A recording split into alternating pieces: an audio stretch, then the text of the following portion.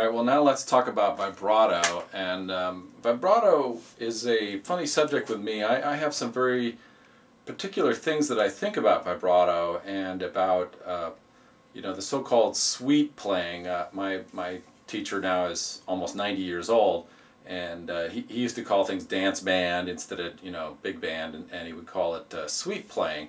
But actually, it's a good point that the cantabile statement means that it's sung like a singer. You know, way back in, say, the 1920s, when Tommy Dorsey became you know, a phenomenon with the sort of the Dixieland, the California Ramblers, and all that stuff, there was such a thing as sweet trombone, and trombone was actually known as an instrument in the right hands could be played very sweetly.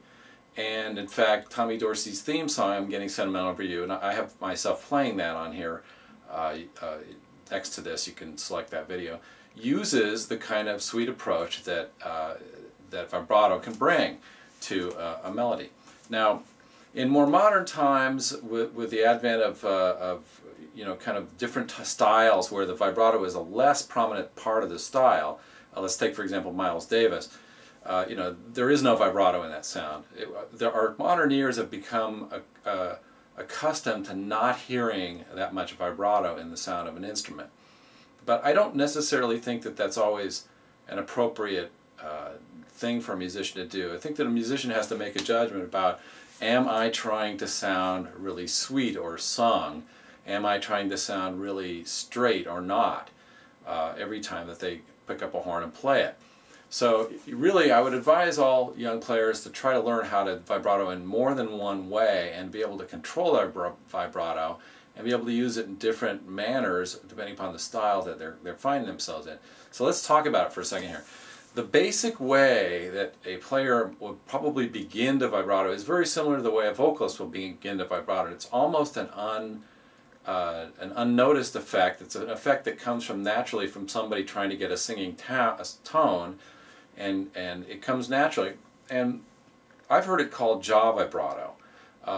Jay Friedman described it very well as a jaw vibrato. It's a slight motion of the jaw, and it sounds like this.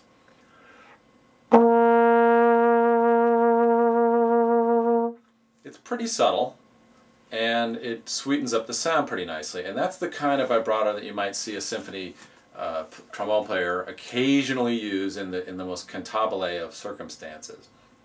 Now, for the Tommy Dorsey style big band player, there's another type of vibrato that's a wholly different type of vibrato, and that's the slide vibrato. You really need to see my hands when I do this, so I'm going to tilt a little bit here, but the very first note of the Getting Sentimental Over You is a C sharp, and it's vibratoed. Now that's done with the wrist is actually moving back and forth, and that is causing the slide to go up and down, and you've got the pitch literally going up and down on this instrument. Now you should be able to learn how to control the rate of it, the width of it, and you should get that so that that sounds like a serious thing. Many players, and this is a sort of complaint that I have, do not take the concept of doing this thing seriously. So they have, you know, the moment you ask them to do something like that, they're literally not the person to ask to play a Dorsey type solo, because they can't conceive of that being done without doing it tongue-in-cheek. Now, that to me is a flat-out mistake. That's just not the appropriate way to be a musician. You know, if someone asks you to perform a particular piece that maybe it's not your favorite cup of tea, you know, maybe I do or do not like the Stan Kenton trombone sound, or maybe I do or do not like the Tommy Dorsey trombone sound. It's stupid for me to reflect that in my playing. I think I need to put myself in the shoes of the audience member. I should be sitting there going, wow, that trombone player is making it sound just like Tommy Dorsey.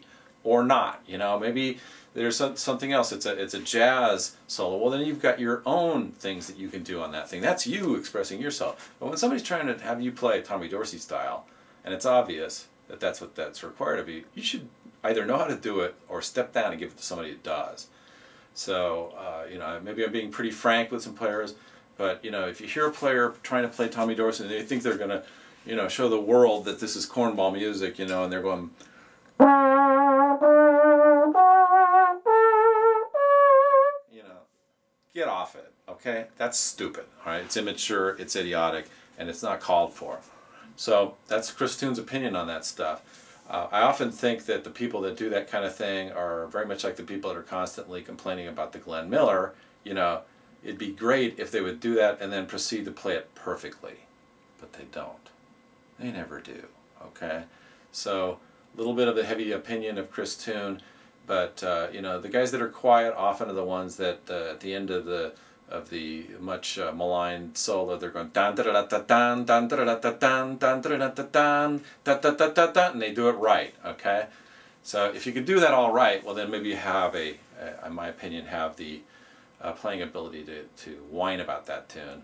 But it's funny, most of the guys that are really the great players, you never hear a word out of them.